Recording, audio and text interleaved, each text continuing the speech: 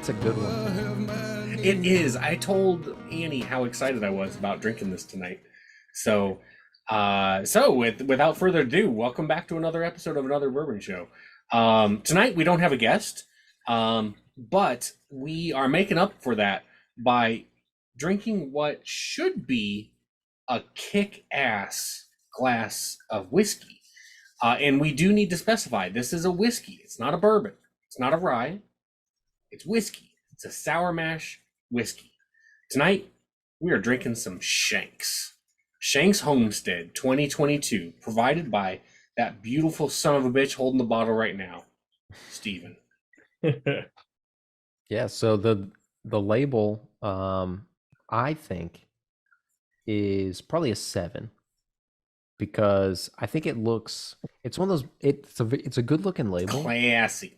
It's a classy label, right? It's a good looking label. It's a little bland, I think, but nice. It almost looks like a steakhouse or something like that. You know, it's something that you would see on like your napkins. Lee and Parents. Yeah, exactly. That bottle is at Andrea's Countryside. Exactly. Yeah. It just looks nice in like a classy bar. It fits in. It's what you want. It fits the bill. It does it while looking good.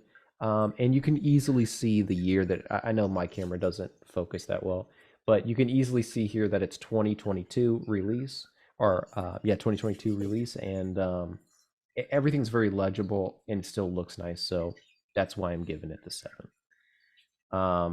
I got I'll say this is bottle 811 of 1204, and it's batch 22F1875. How much was that bottle? So I got this actually at Fort Nelson Distillery, right on the Whiskey Row of Louisville, Kentucky, when Jesse and I were down there. And I went inside and I was gonna get a bottle. I got there like right when they opened in the morning. We had breakfast across the street. And right when I walked in, I was looking around. I was like, maybe I'll get a shirt or something because I like a lot of the Michter's branding. But then I was like, I'm probably gonna get a bottle of rye and a bottle of the sour mash just because I didn't have any Michter's at home right now. And I was like, that's I'll get a few Michter's products because I saw they come in like. They'll put them in a nice gift box for you or whatever. When I was doing that, the lady was like, hey, just so you know, they had a cart up at the front. She's like, if you buy she said, you're buying the sour mash. If you buy this bundle, which was the Shenks with the sour mash, then it was like, I forget the exact price. I want to say it was like $105 or like $110. I was like, that's not a big deal at all. And so I bought this in a bundle. And I bought some other stuff too. I bought like a shirt and I bought the rye. So I think my receipt ended up being higher. But it was in a bundle, like a cardboard box, carton box thing with the Shenks and then some of the sour mash. And it was like $105, $110, something like that. So just Shenks has an MSRP of $99. Yeah. Just to keep that in mind, okay? So, like, to put it into perspective, if you walk into a store and see Shenks on the shelf for $99, they're selling it for exact SRP. And you got Shenks with a $45 bottle of sour mash for $5 over the MSRP of Shenks. So, yeah. So, congratulations. Yeah. So, pretty good deal, which I didn't know all of that at the time, but I knew I would have expected Shenks on its own was 100. I knew that. I poured the entire thing in this glass. Good for you. You were there in what, September? August? Huh. Because normally Shenks and Bombergers normally get released in September, October. When was it, dude? Okay. It was September. So Michter's is a combination of the names Michael and Peter, but that is originally from a distillery in Pennsylvania. Before it was Michter's in Pennsylvania, it was Bombergers, and before it was Bombergers, it was Shenks. but it's the same distillery the whole way through. Um, Joe Magliocchi or Magliocchi, however it's pronounced, he bought the rights to the naming in the aughts. Moved it to Pennsylvania, or moved it to Kentucky. Back in the early 2010s, 2011, somewhere in there, a label went through the TTB. Somebody from Pennsylvania wanted to call a bottle of whiskey Shenks. And Joe saw it and was just like, no, we own the rights to this. We're fighting this. They fought it and they won, and they produced 4 years later their first bottle of Shenks and Bombergers. So kind of out of spite. No, kind of like we didn't realize anybody else would want to pay homage to Shenks and Bombergers. I own these rights. I'm going to assert my ownership of the rights. If you want to get into whether or not that's a good or a bad thing, I don't really give a shit. That's not my prerogative. I'll say that the people who wanted to name a bottle of whiskey Shenks were from Pennsylvania. And Joe is a very wealthy businessman who moved the distillery to Louisville. But again, I'm not going to pick sides here. I'm just telling you the story as I know it. Yeah. Y'all figure out who you like, who you don't, whether the right thing happened or not. But I will say that this year, 2022, is a big change from prior years of Shenks. Prior years, there on that bottle that you have right there, Stephen, it should mention French oak barrels. Probably on the front, actually. Aged in French oak barrels. It does not on the front. Okay. So, supposedly, there's very little information out there about Doesn't what on the makes... back either, for what it's worth. It doesn't. Okay. So, there's very little information out there about why Shenks this year is strictly labeled as a sour mash whiskey. There's no information, like Michter's has not said why it's not a bourbon, why it's not a rye, why it's just a sour mash whiskey. It's suspected that they took their bourbon and their rye and blended it, meaning that since it's not any of those, because it's just blended, they can't label it anything other than a whiskey, so they just decided to go with the sour mash whiskey label. But supposedly this year, a certain portion of this was aged in French oak barrels, not finished in French oak barrels, but aged in French oak barrels, which is kind of a big deal.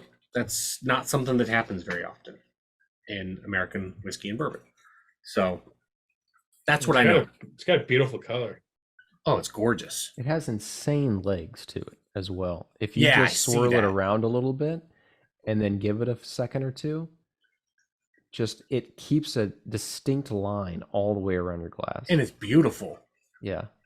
Like the lines, like the legs on the glass are just gorgeous. It looks like the glass is cracked. It does. Or you have like a hair that's sticking on the inside or something. It's such a distinct line. If you want to show somebody what legs are with a drink, this is a fantastic example. Yeah. Buy a bottle for $700 off the secondary market just so you can show people what legs on whiskey is supposed to look like. And it's probably closer to $400 secondary market, but still a big chunk of change.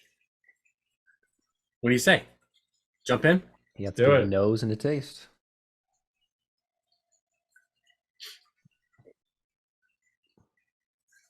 I get two things. The first one I get is brown sugar, and a lot of it. And the second one I get is Twizzlers. So unfortunately, my nose is a little stopped up. So it's hard for me to get a solid nose off of this. But if so, the one thing that I'll say, even with a stuffy nose, is that it has a very distinctively Michter's nose. Like, I would be able to, partially because Michter's is my favorite distillery, I would be able to pick this out, I think, as a Michter's product just off the nose. I don't know if I And it mentioned probably this is that before. brown sugar. It is 91.2 proof, and it's so that's 45.6% alcohol by volume. And one thing another thing that I can pick up on is just that it's just a delightful nose. Yeah, really enjoyable, pleasant. I think it smells like a really like a smoldering campfire. You know, whenever you've got like a bunch of like embers, but not too much flame at this point. Yeah. Kind of smells like that to me. It's pretty smoky, I think. Well, I'm gonna start sipping it because Cheers. Cheers.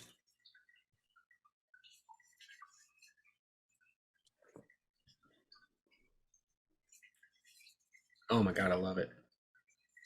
It's very thick.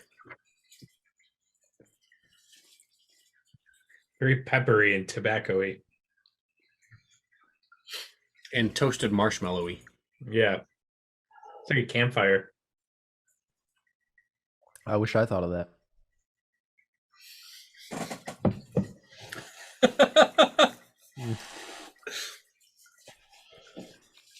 Yeah, thick's a good way to say it. It's almost like you got whiskey syrup or something. Mm-hmm. And yet it goes down so easy. It's so drinkable still. The one thing I would worry about when you see those such distinct legs is I'd be like, oh, this is going to be pretty drying on the mouth. But I actually don't think it's that bad. I don't either. I do think it is a dry whiskey on the drier side, but I do not think that that would be top of mind or anything while you're drinking it. Just the really long. So the thickness adds to like coating of your throat and adding to the finish. Just an absurdly long finish. Warms my belly. God, that color is just nice. It might be the best looking colored whiskey I've ever seen. I was gonna make a joke, but I won't. I know. I was hoping you'd say something, but now Steven doesn't have to cut.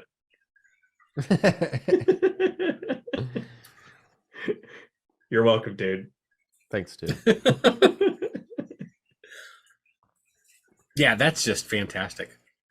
I think on the finish, on the back end, whenever you're just, talking, getting some air in your mouth, I think I pick up, and I pick this up a lot, but I pick up some like vanilla and chocolate at the end. I get chocolate 100%. I don't, I'm not against vanilla, but I don't really, I'm noticing way more chocolate. It's just like creamy chocolate or something. That I believe. That I'm with you. Not that I'm calling you a liar. Like Cadbury chocolate. Like a chocolate donut. Entenmann's? Maybe. Gesundheit. Oh, you're proud of that one, Steven. I can tell by the smirk on your face. You thought that was fucking tits. I've been doing that since I was a kid. That's always been one of my running jokes is anytime somebody says like an uncommon word, I pretend like I've never heard. I go Gesundheit. I've always thought that was funny. No one else usually laughs. It's like a comedian Rick Glassman. He always says, he like always throws in this joke in his podcast. He'll say like, he lives in LA now, but he moved there from Cleveland. Anytime he's telling that to a guest, he'll go, yeah, and I moved here from Cleveland. Boy, are my arms tired. And then he'll like just continue. And it's just because it's a dumb corruption of the joke, like you flew across country or whatever. It's boy, are my arms tired. but he just says, I moved here from Cleveland. Boy, my arm's tired. And he'll continue. And like 2 weeks ago, he had Bill Burr on his podcast, and Bill Burr chuckled at it. And he actually stopped what he was doing. He goes, this is like, he's like, this is like the second time I've ever got a laugh from that. I've seen that. Well, eventually you'll get a laugh. I know. One day. It'll happen. Maybe we'll have Bill Burr on. That guy's got a good sense of humor. But you know what's funny is how good this bottle of Shenks is. That's what's funny. Yeah, it's You said it, dude. how good this fucking bottle is. It is the setup of the century, how good this bottle is. So good. So what do you say? It's so good. So now you're gonna jack off? Yeah, you're doing the David Carradine. You're gonna masturbate? Is that what you... I was just going for kill myself, but I could do that for you guys before I go. Two of the unluckiest dudes in the world have got to be David Carradine and the guy that invented the Segway that everybody knows. Like, he drove a Segway off the side of a fucking cliff and died. Because your entire life gets reduced down to those two things. Yeah. Like, what a fucking moron. Yeah. No one remembers David Carradine for Kill Bill or anything. No. Every time I put on my belt, I think a little bit about David Carradine. You tighten your belt and you came. You're like David Carradine. Oh man. This took a twist. I'm not gonna lie. I was trying to give us. Speaking of segue, I was trying to create a segue between. I was trying to put that on a platter for you, Steven. Segway. You remember that guy? He drove his fucking Segway He drove his with a belt around his neck. David Carradine invented the belt. Not a lot of people know that. Yeah. Oh man. This has been fun. But what do you say we go ahead and rate this son of a bitch? Let's do it. You want me to go first? I do. In my head, I kept thinking to myself, boy, I hope Ryan goes first. Yeah, I just hope Steven says, no, Ryan, I want you to go first. Yeah. I want Ryan to go first more than I wanted anything. Yeah. All right, I'll go first. I guess I'll go first. I thought the nose was so Ryan, great. We want you to go first. That's what we're trying to say. I want to listen to your review more than I want to watch David Carradine go belt shopping. Jesus. I don't. I want to a lot. I want to watch David Carradine go belt. Do you was it like a thin belt or like was it like a karate black belt or was it like a business belt? Like that's a great question. Meeting. Or like I'm wearing like a leather, like a not business leather belt, just like a casual. What was it, do you think? I would think it was probably like thicker because I think that like a thinner one would would cut too much, Also, what did he hang himself on? It was I'll tell you what it was. It was actually a seat belt. Crazy but true. Was it really? I'm talking to my ass. I don't know, but okay. I was just saying a different type of belt. I also want to throw out there that I think poorly of David Carradine, and this is the truth, because you shouldn't need a belt to asphyxiate yourself.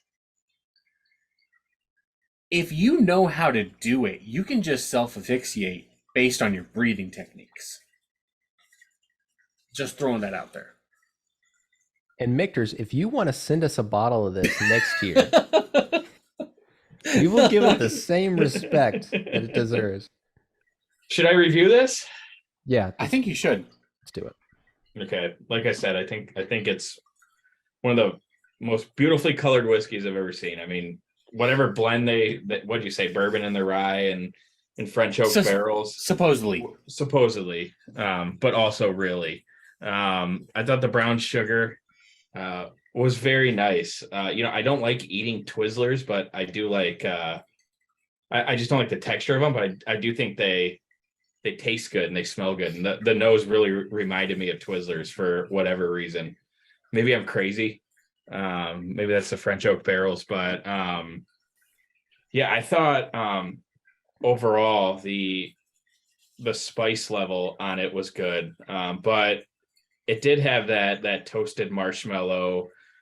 Maybe Steven, you got milk chocolate. I got a little more dark chocolate on it. The only thing I thought it was lacking was the finish. I wanted a longer hug, but like you said, it's 91 proof, 45 and change. I feel like some of the Michter's products, I've gotten a little extra hug on some of theirs that are lower in proof. I mean, it's been a while. My memory's a little fuzzy, but overall that toasted marshmallow and chocolate, the spice, the brown sugar, I think everything flowed together really well. And when I saw this on the shelf, I had no idea it was an American, just a sour mash whiskey. I just assumed it was a bourbon. I saw it at one of my accounts today. I'm like, God, I bet that's a good bourbon. And then Steven's like, let's drink the Shenks. And it's a sour mash whiskey, which honestly can go either way. I've had a lot of ryes that have that toasted finish and bourbons. Reminds me of both. You get shades of both, but I'm going to go an 8.7.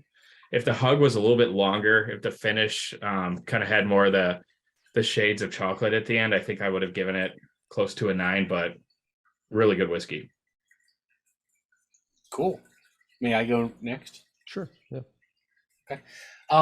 So I want to start off with the rating I'm going to give it, and then I'm going to go into the explanation. Because I'm afraid that if I go the opposite route, it'll get all fucking messed up somehow. So I keep going between an 8.4 and an 8.6, so I'm just going to go with an 8.5. Okay. 8.5. So, I mean, pretty much almost off the charts good. Like it's a fantastic pour. Truly a fantastic pour.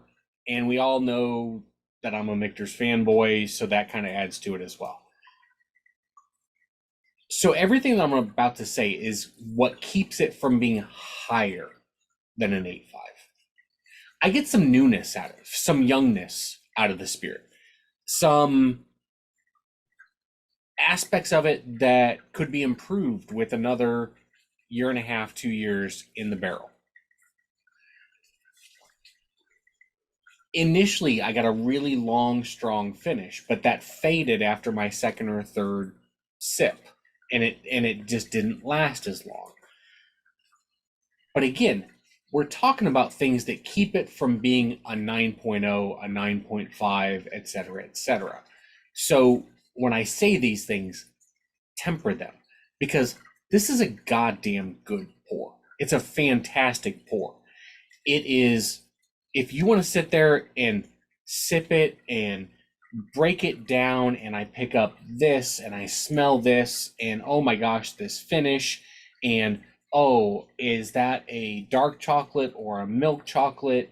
Is it a chocolate donut? You can do all that, but you can also just sip it and enjoy it. It's not so complex that it forces you to think, but it's there for you if you want to pick it apart. And tonight, maybe it's because my nose wasn't all that was kind of stuffed up, and we all know that nose affects your taste. I wasn't into really breaking it down, but I still really enjoyed it. So with all that being said, it's an 8.5.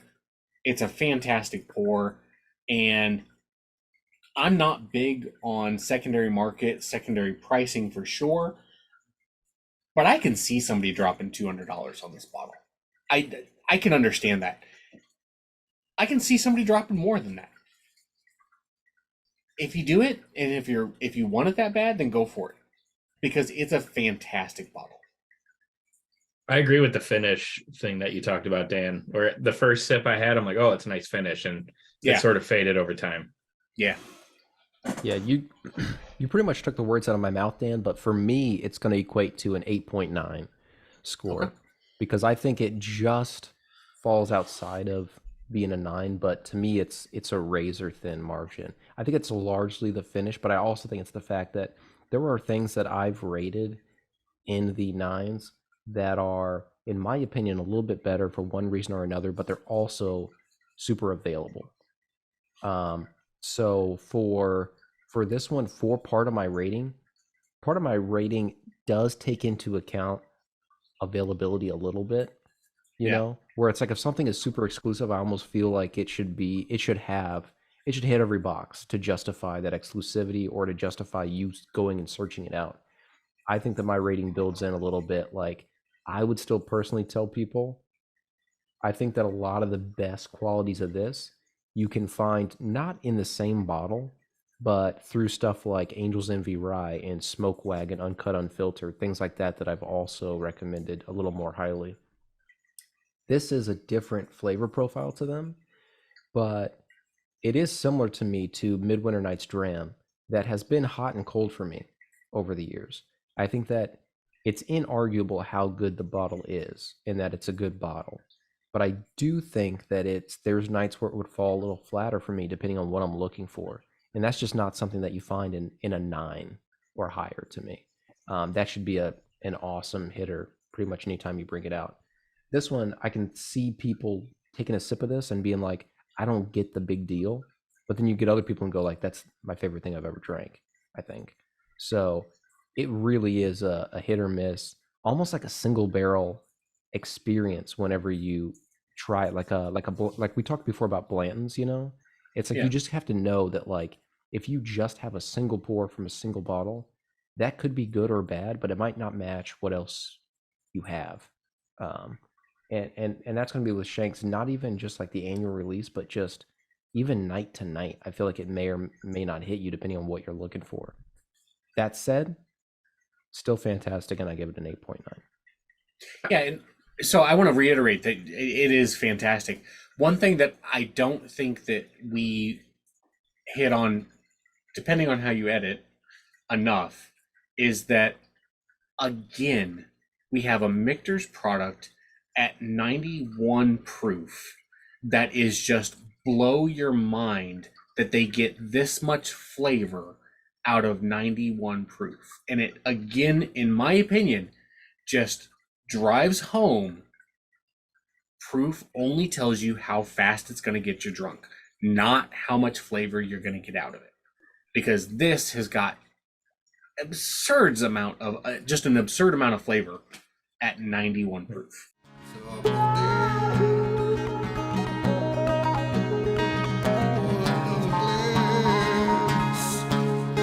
Another bourbon show. Another bourbon show. Another bourbon show. You don't self-asphyxiate yourself just from breathing when you typically have sex?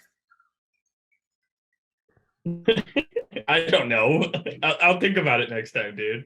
Okay. All right. I should throw it in the mix.